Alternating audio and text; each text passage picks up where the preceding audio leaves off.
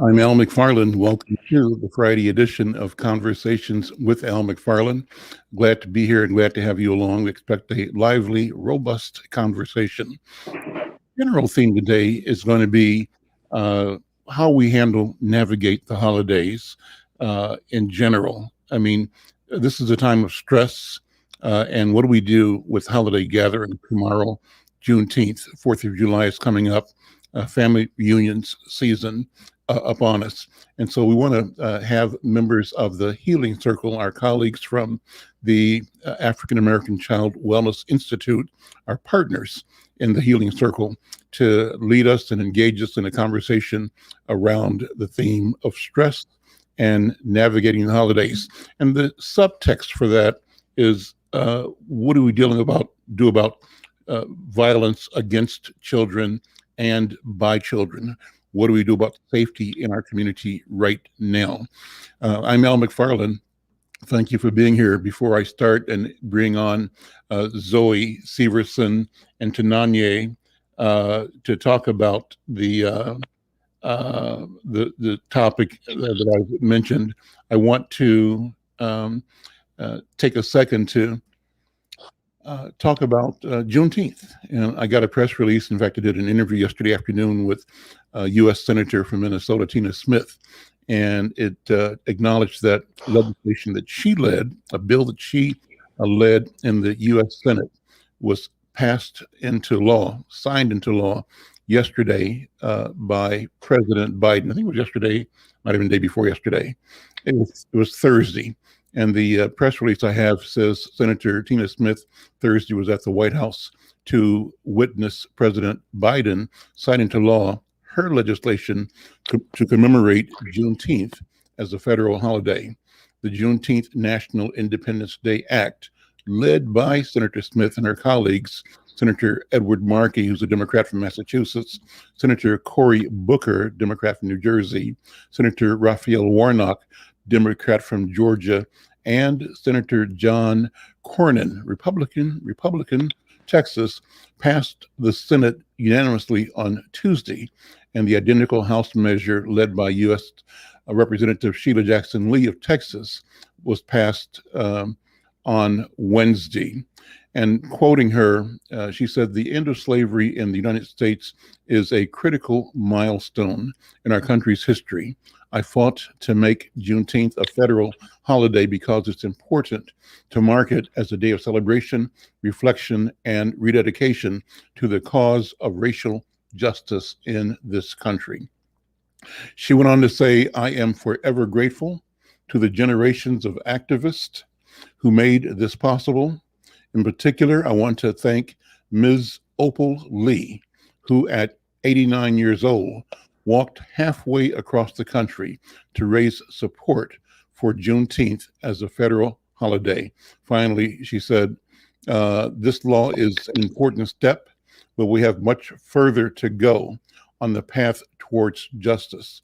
Let's use this victory to build momentum for the systemic change we need, like protecting voting rights, safeguarding our democracy, passing meaningful policing and criminal justice reform, pursuing economic and environmental justice, and working towards a more just and equitable world."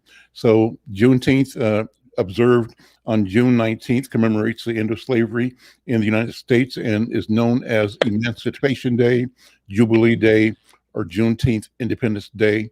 On June 19th in 1865 in Galveston, Texas, Major General Gordon Granger issued General Order Number 3, which announced that in accordance with the Emancipation Proclamation, quote unquote, all slaves are free. Juneteenth, and thus the beauty and the power of the music that we opened with, the music by Gary Hines and the Sounds of Blackness, calling saying that the time for reparations is now. Tananye, I see that you're here. Thank you for joining us.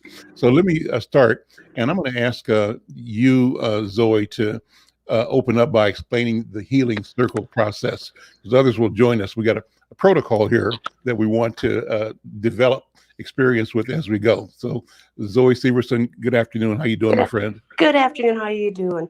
Good. So, what the Healing Circle is it's a time and for us to all come together, for us to um, be together and talk about things that really matter to us, that affect us, the things that may go untalked about that but need to be brought to light, that need support. We're here to help the community. We want to talk about issues that are relevant to the community, and we want to be here to um, get knowledge out to everyone and for everyone to be able to have information that is extremely important and vital to uplifting the community, and not keep things that we like to keep in the dark anymore and bring them to light.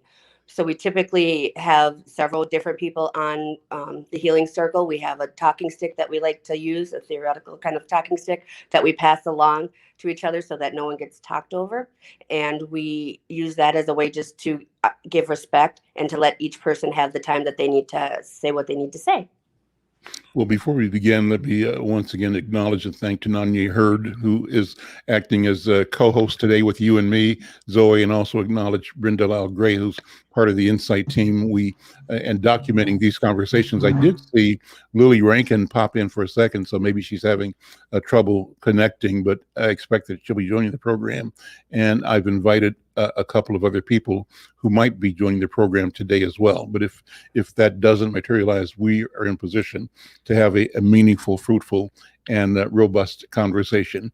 And with that, I'm going to pass the talking stick to Tananya. And Tananya, however you want to sort of introduce the topic of stress and how we handle that in the holiday season, the things that lie ahead, and also talk about, if as you see fit, the question of increased violence by children and against children right now that we're experiencing here in Twin Cities and around the country. I'm passing the stick to you, Tananya. And you have to unmute. You have to unmute. There we go. Okay, I'm sorry. My screen was frozen. All right. Yeah, my screen was frozen. Yes, stress and the holidays. I think that is something that we are just now paying more attention to since the pandemic. That's what I've seen. You know, we've always talked about, you know, stress and all of that, but since the pandemic, I think that's brought a lot of the mental health back to the forefront. And I know that with stress, you know, and COVID, we're finding ways to celebrate differently than we usually do, because in our culture, we like to get together, we like to tell stories, we like to gather, eat, conversate, and that has also been a real stressful point for a lot of people, especially people who have lost loved ones during the pandemic. So with Juneteenth coming up, while it's wonderful that this was signed into law as a holiday, but we're still hurting, we're still stressed, we're still feeling the things that we've been feeling. So it's just circles like this is very important to have this conversation. And with that, I'd like to pass the talking stick back to you, Mr. McFarlane. Thank you, Tananya. And I think we're trying to get Lily to get on board. But I want to say to people that may be monitoring this through Black Press USA, we'd love to have your comments if you're monitoring through the McFarlane media platforms, Facebook, YouTube. We'd love your comments as well. So we're monitoring the Facebook stream and we're monitoring the YouTube stream. And Kelvin, as you identify people with questions or comments, please post the comments or questions on the screen so we can all respond to and acknowledge them. We invite you, if you're watching on YouTube or if you're connecting through Facebook, to share, to like the program and to share it to your networks. We invite you to join the conversation, to comment on things that are important to you. This is a community conversation. And so I'm going to pass the talking stick back to Zoe. And Brenda, I know you're working, taking notes, so I'm not ignoring you, but I want to focus on the practitioners here. And Zoe, I wanted to ask you to again put in context the question of stress for families and individuals during the holidays. Do holidays elevate stress? Number one, and do certain holidays elevate stress more than other holidays, or certain holidays, just having a different impact on people? For example, Juneteenth, in years past, though we know it's changed because of COVID-19, was at first a super joyful occasion, but then over the years, there were incidents that would happen. When Juneteenth was here at Oak Park, and when it was at the Phyllis Wheatley Center, and then it moved up to the river in North Minneapolis. And then last year, I think it came back to Phyllis Wheatley Field. But over the period of time, there were incidences, or the perception that incidents might occur, that cast a certain light and a certain hesitation, despite this fundamental sense of joy and agreement and community. There was a fear element. That's what I would call it. And so how does that impact our decisions, what we do, and how we show up celebrating holidays or observances like Juneteenth? And of course, we've got the 4th of July. I can say that in my neighborhood, we've been doing 4th of July fireworks for a while. And I know that a lot of my white neighbors, I think, get a little put off, maybe some of my black neighbors too. But I see from social media from time to time where it seems like white people are particularly impatient when black neighborhoods do fireworks for 4th of July starting in March, and that may go on through September. But so what are your thoughts? I'm passing the talking stick to Zoe. So yeah, so yes, there are definitely, our stress level, whatever our main, our status quo is during holidays. It's absolutely possible that our stress levels tend to heighten a little bit.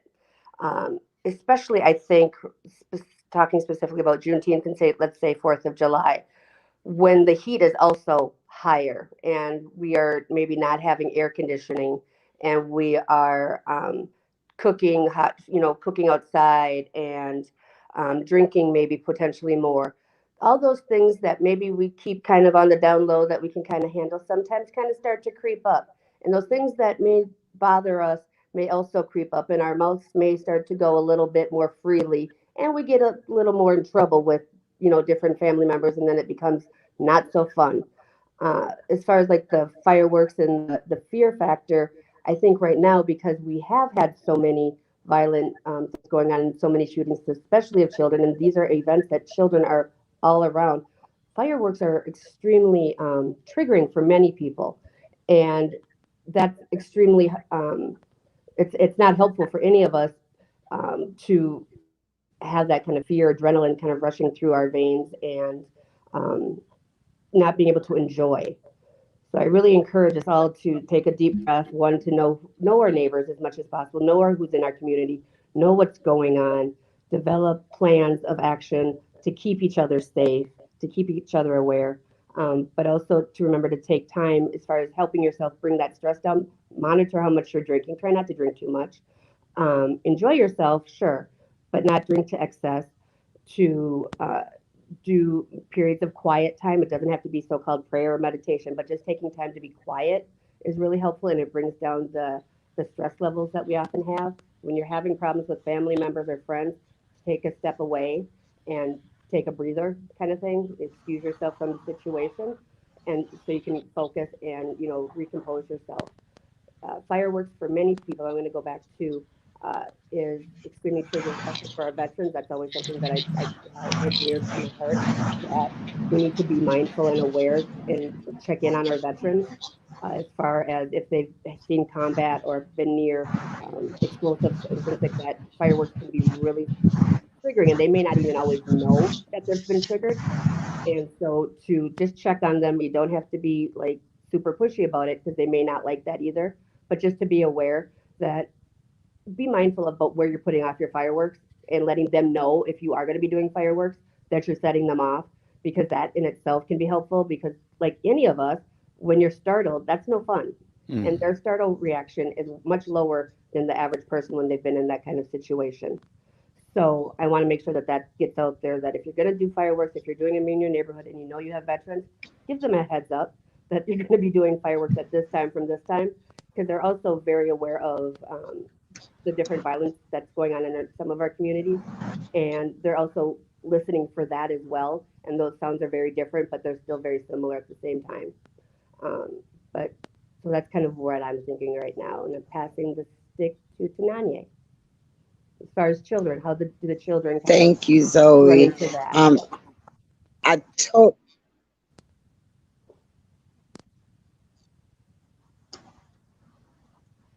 yeah, I totally agree with you. I know that in the peer counseling that I do, when I talk to people, another stressor and trigger for Juneteenth as well as Independence Day that I hear from my clients is the fact that, well, why are we celebrating Juneteenth? It was, we didn't find out until this date that we were actually free. And then when you come to the Independence Day, people are really, and this is just in counseling, people have been saying, well, we're still not free. We still don't have our reparations. We still, so for me, from what I see, I think it's a combination of we're happy that we have these holidays and they're being recognized. But we're also still well aware of the trauma behind these holidays and the fact that we still don't have justice, which, justice means to be made whole again. And we're recognizing that, this is all well and fine, but we are not whole. And so there are still just so many people that are in so much pain, even generations who never experienced slavery. And I just think that that's where some of that comes from. And I'll pass the talking stick back to you, Mr. McFarlane. Well, thank you. What would be great? I appreciate this conversation so much. Let's do something, and I love to have our counselors on the team, though we've done it before, present your credentials. Where do you speak from? And I also like to have you share your story about how and why you have come to the work and what motivates you to be a caregiver, a therapist, and how your experience, your background, and your passion, really set you in a position to connect with and support the people that are your clients and to support the community. So, Tanan, you want to pass it back to you first, and then to Zoe. Thank you. Thank you. Well, for me, I grew up with a family mindset that, we take care of our own. We're worried about everyone else, but we take care of our own. So I was in this, married at 16. I was a widow by the age of 29, where I really realized what it meant, what a village meant. Because before that, it was, we look out for our own and just leave the rest alone. And when my husband was murdered in 2007, that's when I started just walking around, seeing the community in a totally different light. I began to attend community meetings and actually started volunteering with the Peace Foundation when it was the Peace Foundation, which is now Northside Achievement Zone. And that was really the catalyst, me just volunteering in that space back in 2008. That was the catalyst for me to see that this is bigger than my family, this person's family. This is a collective. This is about common humanity, and that's where I found the word compassion for me to include common humanity. And from there, I began to do trainings, and I am not a licensed therapist, but I am a certified life coach and peer counselor. So I just wanted to make that distinction that I am not a licensed therapist, but I am a peer counselor, and I do have the certification for life coaching. And that's really how I got into that arena, with seeing all the tragedies that were happening back in 2008, all of this murders and the black on black crime, and just getting to the root of that. And that's when we realized that, these people are acting out because of pain. And so that's what got me to just into the work, and then deciding that this is what I want to do professionally, because this is my life passion. And we all know that everything works better if you're working out of your passion. I've worked finance jobs, I've worked this jobs, I worked up while trying to volunteer, but I just never felt that I could do it in the capacity that I could do it if I just put my whole heart, my soul, invest my time, and do the trainings for what it was that I was looking to do. So that's how I got in this arena all the way back in 2008, a year after my husband died. And then I've lost two adult children who suddenly passed away in their sleep. It was not violence related, which, I fought against violence, just, and never thought about my children would just not wake up one day. So just all of these personal experiences combined with just the training has turned into my life's work. Would you be willing And to I talk will more pass the about your talking husband stick to you. So. Oh, talk about your husband and the oh, circumstances of his death? absolutely. Yeah. Absolutely. Absolutely. So I was married at 16 years old, and planned to be married for the rest of my life. Moved here in 2000. Actually, moved into Minnesota in 1998. My husband and three children at the time. And it wasn't until 2007 that he was standing at a bus stop on his way to work, and he was robbed by an 18-year-old at the time and murdered. He gave the 18-year-old the money, but he was still shot right on 37th and Girard. So right there on Dowling, going to that bus stop right there. And that was really not only the closest death, but that was the first like sudden death in my family. So it was complicated grief that I knew that I was dealing with. And I felt all the things that people feel when these things happen. You're angry, and all the stages of grief that you go through. But I started to think, as I was going to court and seeing this young man going through the court process, I could see that this young man was broken as well. And it took many months, and even that took a lot of coaching and therapy. But I was actually able to talk to the young man that murdered my husband, and he told me about his life and the traumas of his life and the things that were going on, that he was homeless at the time, and just so many different things that made me really want to look outside of myself and what was going on in my family. And then I happened upon Miss Mary Johnson, who, her story is remarkable, the same, where she actually met with the person that murdered her son.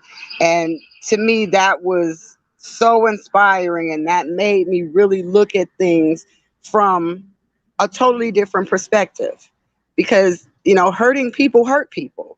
Mm-hmm. And I could be angry, I could be, I could waste away, but I decided to do something.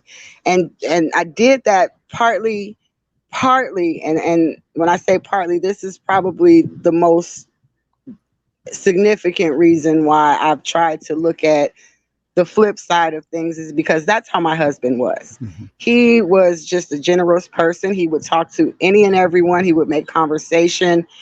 When people were having problems, he was the one that would be like, come on, let's all get together and talk about this. Everything can be worked out. And it's that legacy that I want to carry on, that, he's not here anymore, but I want to carry on that legacy where I'm not just looking at my pain, but the pain of others. So I credit that to my husband that made me look outside of myself.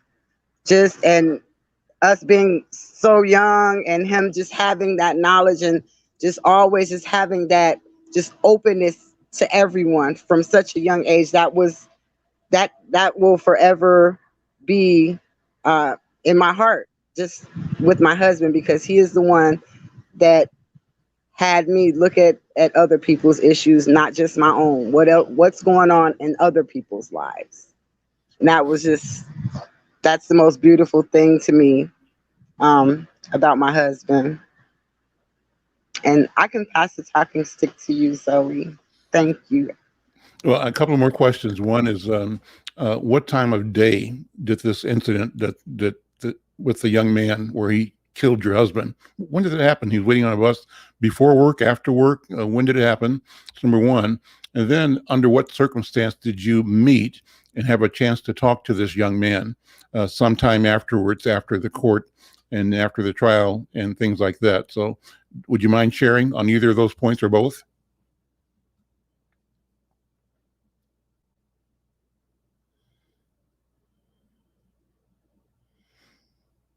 And I'm not sure if you heard my question. Are you able to hear me, Tananya?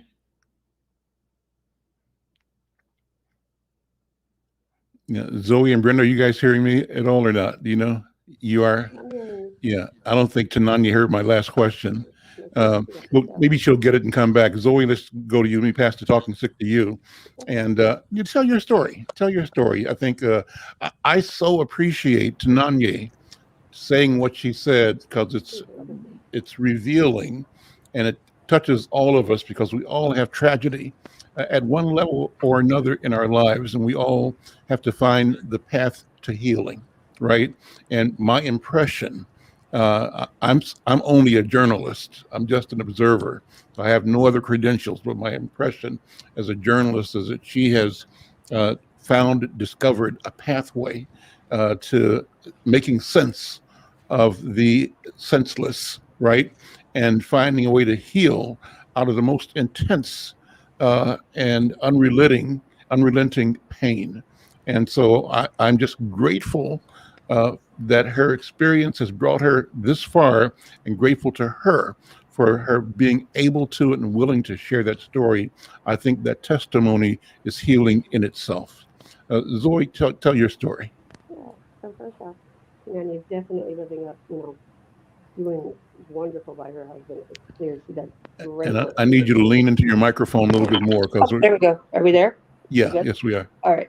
Yeah, just that Nanya, she's amazing, and she's definitely living up to, her husband's legacy, that's for sure. As far as my story, um, I think I was born into being a healer, a therapist. I have many family members that are either doctors or therapists or clergy people. Um, I've basically, my mom was a therapist way back when. I just kind of always enjoyed watching her and watching her, um, when people would see her light up and know that she's actually helped them, and that she impacted their lives in a meaningful way, and that she too kind of always took the glass half empty and made it half full, and like no matter what you can find a positive. I also got that from my dad, and my dad is definitely the man who was the guy who goes out, and he still does. He's now in an old folks home, but he was the one who would go around the neighborhoods and talk to everybody. He's the one who, when guys didn't have dads, he'd kind of, end up being the dad figure.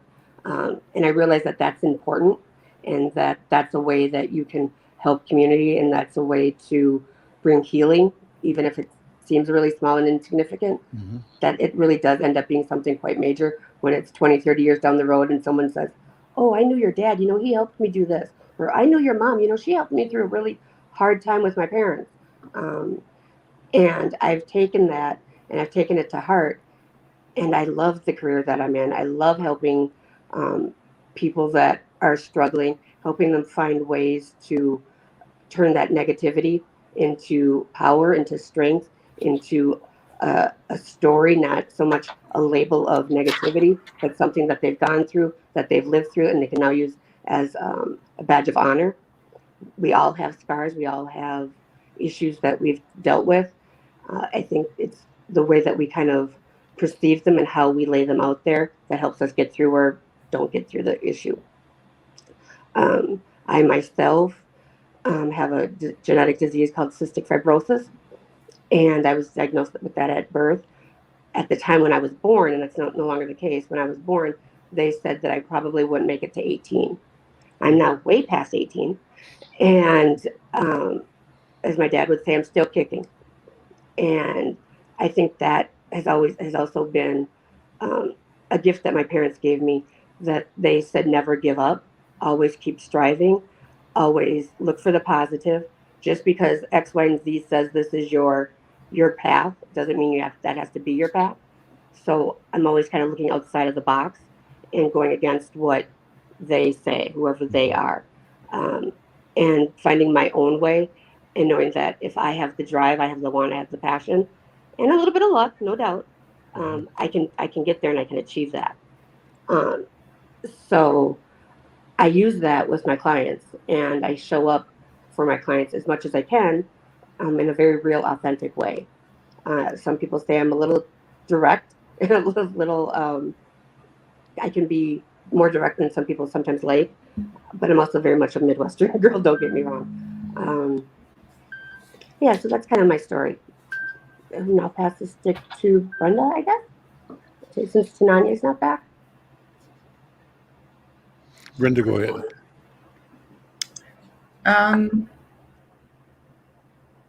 I think about my scars a lot. I'm an only child, and my mother lost 4 children. I was the only survivor. She was Rh negative, and that during those days and times, they knew very little about the negative blood type, and there was only 1 or 2 Black doctors. And I suffered a lot. And even in my winter season, as you know, Al and I went to kindergarten together. So that makes, he's not 74 yet, but I turned 74 in March.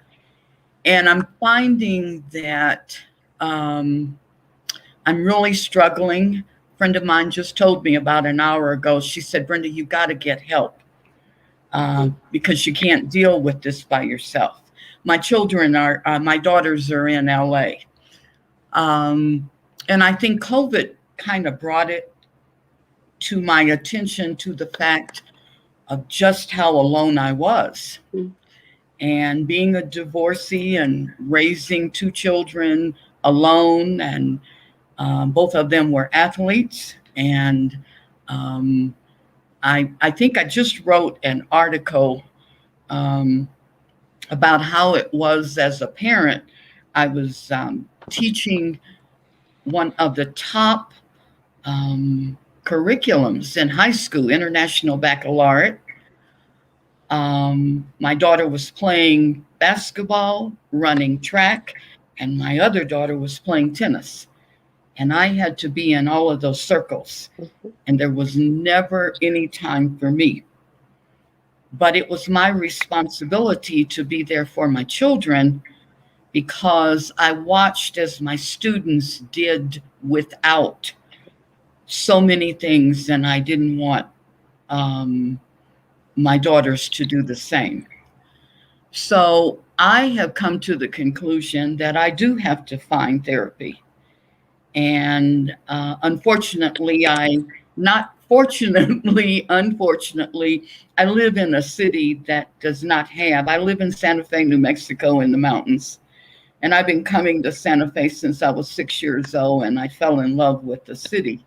But it will no longer be the same, I don't think, not in my lifetime. But there are no Black therapists. And I had gone to 4 when I lived in LA, and I recognized the fact that they would not have a clue.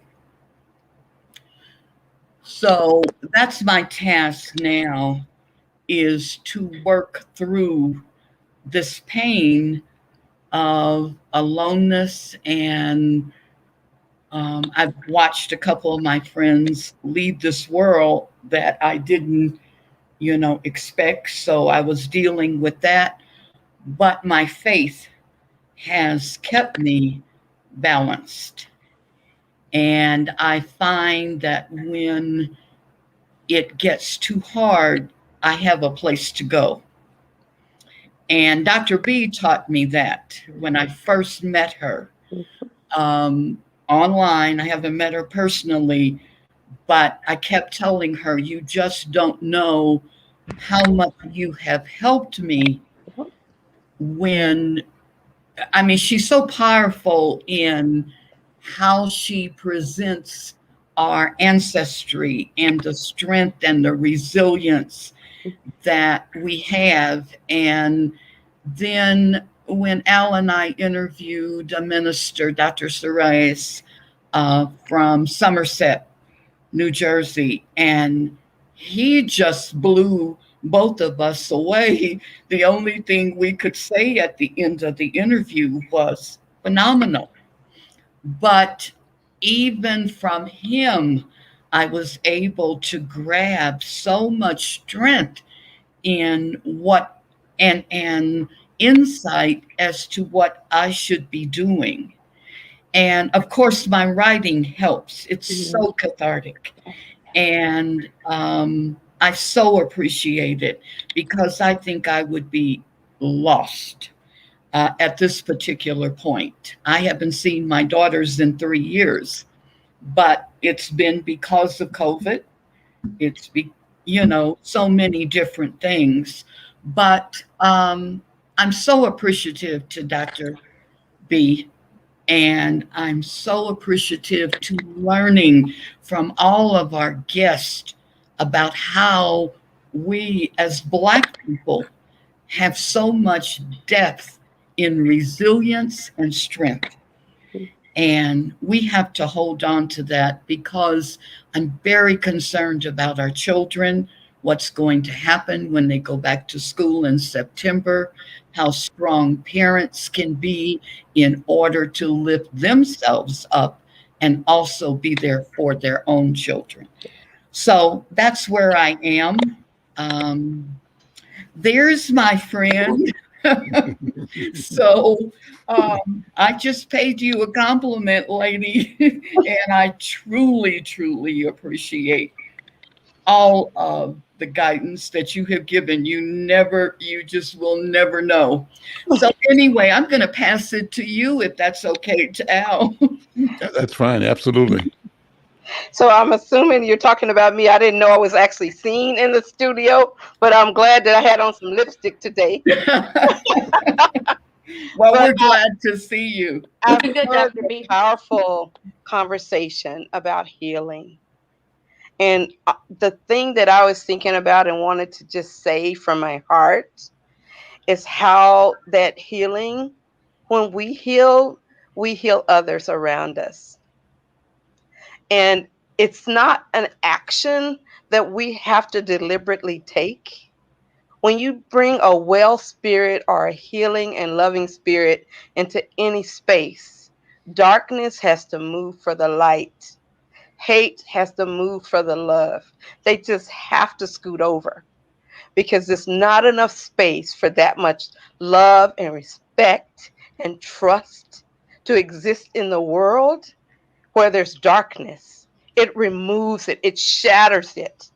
And as I was sitting here listening to the healing stories and the horrific experiences that we have overcome despite we've thrived despite of the many people who wanted to break us.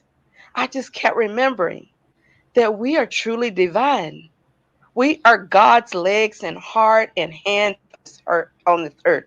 Our heads talk to our hearts, and our hearts talk to our hands. Our thoughts talk to our feelings, and our feelings talk to our behavior. Wow. So when we come in this space and we bring this healing, loving, compassionate, even woundedness brokenness. Into a broken space we have to heal. Just by hearing you, Brenda, I begin to hear my own hear my own healing calling up in me. Same thing to Nanye, telling your story, talking about your pain, and seeing you as a bodacious sister, still standing and taking care of your business and your community. And you, Zoe, who have defied logic and predictions and become not just a therapist that heals the soul and the spirit, but a nurse who heals people's bodies. Oh, come on in, Brenda, with your writing that elucidates, clarifies, and elevates our experience as Black people. And my brother Al is the consummate historian of our voice, who can't be healed in the midst of this power. I don't know who couldn't be healed. Well, listen, I got my box of Kleenex right here. That's what happens when Dr. B gets on the case. Dr. B, never a tear, never a dry eye, and I love you for that. And I thank you for that, because you bring such genuine foundational authenticity. You get to the core of the matter, and the core for me is your declaration that we must acknowledge that we are the hands and the arms and the expression of the divine. Yeah. And once we discover and remember that, it changes the game. And then not only are we seeking healing and experiencing healing, but as you said, we become healing. Healing is who we are, and healing is what we are, and where we walk and what we say is an expression. It's making an evidence. It is the evidence in practice, in motion, of the act of healing. Our being is healing in and of itself. Am I channeling that right, Dr. B? Oh, you're teaching up in here. Tell the truth. Yes, you know you are. Yes, you are. That's correct. We are it. Mm-hmm. We are it. And Tananya left us for a minute because her connection was bad. I wanted to have you spend more time, Tananya, because I wanted to thank you, first of all, for sharing. What you shared was elucidating, and powerful. And as I was saying that, I'm looking at you now, and in this screen, I'm seeing something angelic, just to be real plain about it. Your countenance is something that reveals something special, something great. And I'm just saying I recognize it and I see it. I'm letting you know, and the world know that I see you and the God in you. That's what I see right now. And so I thank you. I'm saluting that, and I'm bowing to that, to Nanye. And so tell me more. Your work, your mission, Thank your passion. you so much. And I'm passing. Well, as I said, my passion is My passion is really compassion, and before I kind of got disconnected, that's what I was talking about. I came to see self-compassion, compassion for others. I came to see that entire term as common humanity, and that's what I've learned in my life experience, is just that we have to look beyond and also within. So as I was doing different things, and that's what I was kind of talking about, as I was volunteering and just listening and just being in different healing circles way back in 2007, that's when I first felt the power of sitting and talking and passing stories and knowing that when you're actually telling your story, you are healing yourself. And some people say, oh, you don't have to talk about it if it's too much. And every time I'm met with that, I say, no, I need to talk about that. Not only because it could help someone else, but because every time I talk about it, it helps me heal. Amazing. Who are you going to pass the talking stick to? I can pass the talking stick back. I'll pass it back to Zoe. Oops, hitting the wrong buttons there. Yeah, you're absolutely right, Tananya. When you tell your story, you never know who you're going to help, but you also are kind of going through some healing process of your own and bringing those stories to light. And when you bring things to light, you have healing. You can't, denying the stories, denying what you've gone through does not help you. Talking about it with others, writing it out, like you said, Brenda, you know, are things that we need to do in order to help us heal and to help others heal. And that energy back and forth doubles, triples, quadruples. It's infinite, and the ripple effect that happens when we tell our stories, when we come together as community, it may affect one person, then another person, and another person, and all together, that raises energy levels to a tremendous level, which brings us hope, which brings us healing, which brings us light, which brings us guidance, which brings us at the end back to the source or God or Allah or divine being. So stories are kind of at the root of doing that and remembering that. And I think with COVID, it was real easy to isolate, but it also for some was able to remind us that we really do need community, we really do need family, we do need friends, we need those outlets, we do need to be with each other. We are humans. Um, we like to be with people. We like to be with each other.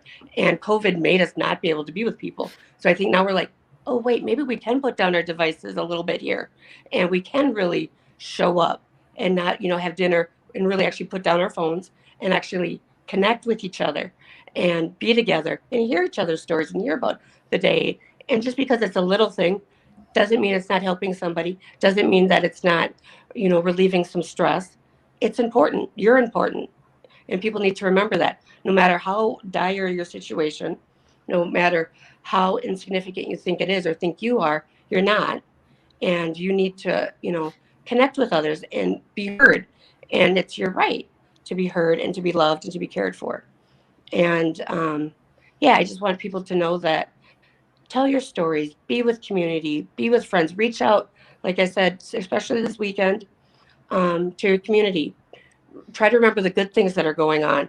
Yes, we have a lot of darkness, but it's through the light that we're going to get better. So let's focus more on the light and being together and what we do have and go forward.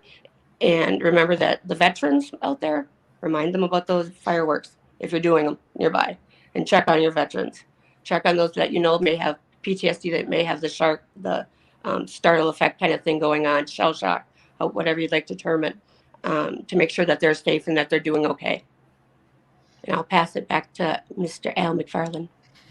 Thank you. Thank you. This has been a wonderful discussion, a powerful discussion. And I want to thank people who might be connecting with us through Black Press USA. I invite you to be here every Friday at this time. We want to expand the conversation.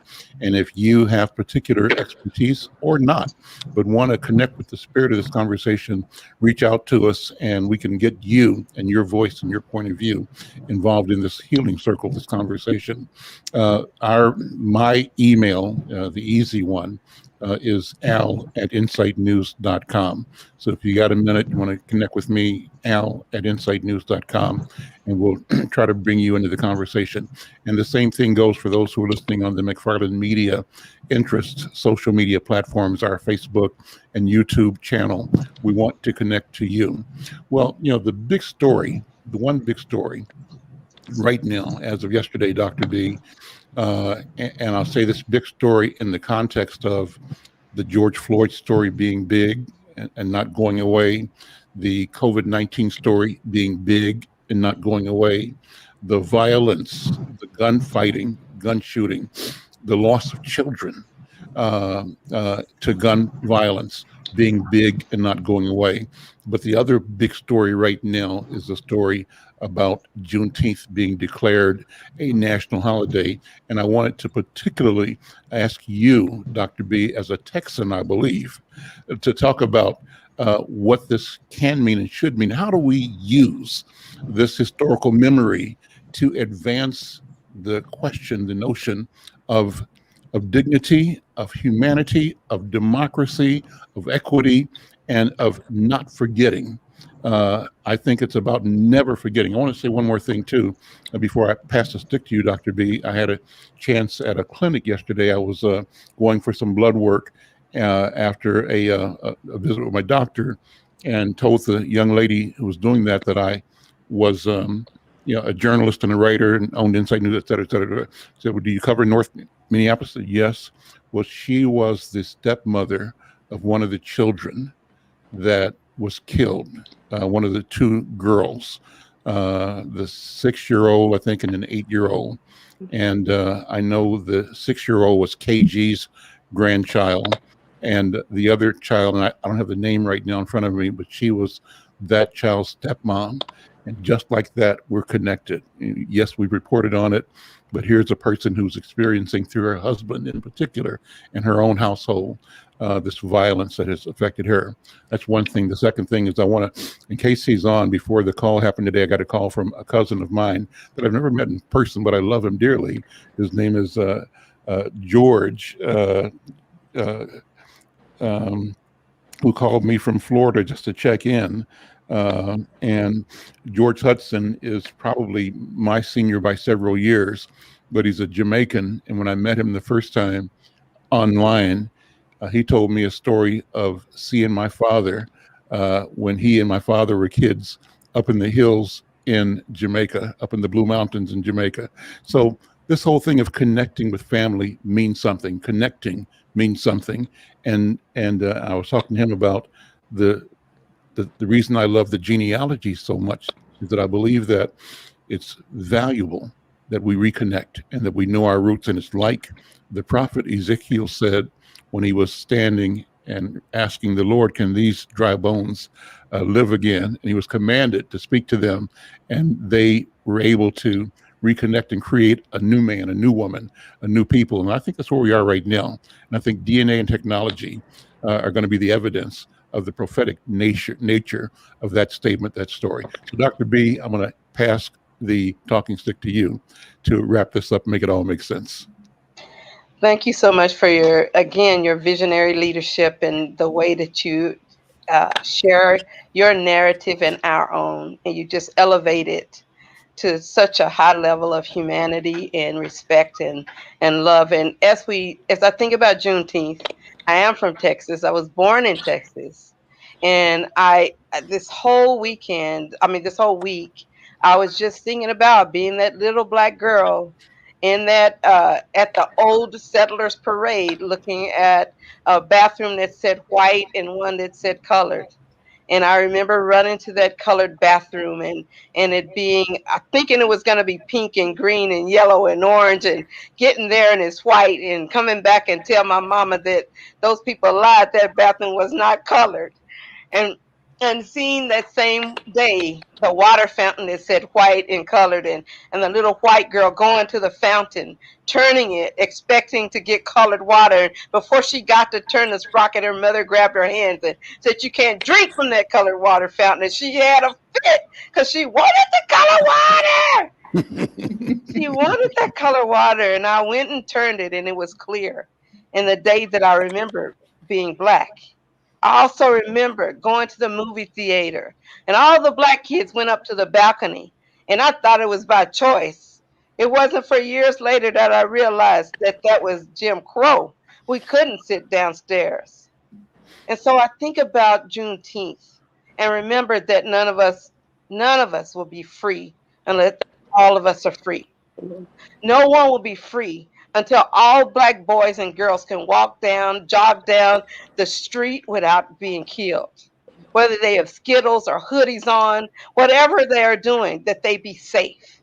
So Juneteenth to me finally acknowledges that people who were still enslaved for 2.5 years after freedom didn't get the word.